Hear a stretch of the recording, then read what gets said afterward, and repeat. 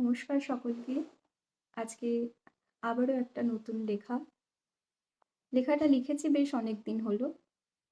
আর শুনিয়েওছি গুটি কয়েক প্রিয় মানুষকে।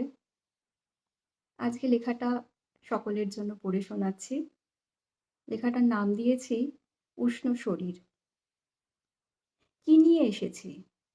উষ্ণ শরীর আর কিচ্ছু না। অনুভবে, আদরে, আহ্লাদে আর আঘাতে এগিয়ে চলেছে এই উষ্ণ শরীর। উষ্ণতা মানে জীবন, বেঁচে থাকা আর নতুন সৃষ্টি করে নিজের পরিচয় রেখে যাওয়া অনেকের মাঝে। উষ্ণতা মানে মুখের হাসি, চোখের জল, ভারাক্রান্ত হৃদয় আর ধূসর স্বপ্ন। কর্মব্যস্ত সময়ে উষ্ণ এক কাপ চা আর প্রিয় মানুষের হাতের স্পর্শ ভুলিয়ে দেয় সকল ক্লান্তি।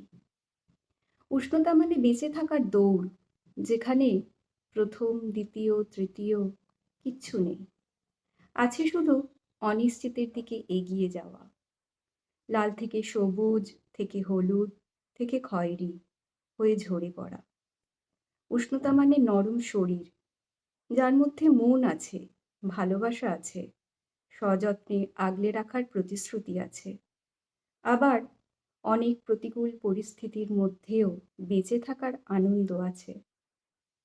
আর তারপর ঠান্ডা খালি হাত আর শক্ত শরীর, যার প্রয়োজন নেই সৃষ্টি করার, প্রয়োজন নেই ধূসর স্বপ্নের, প্রয়োজন নেই দৌড়ানোর।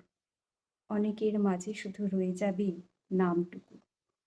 মুক্ত হয়েছে প্রাণ অসীম অনন্তে। সকলকে নমস্কার, ধন্যবাদ।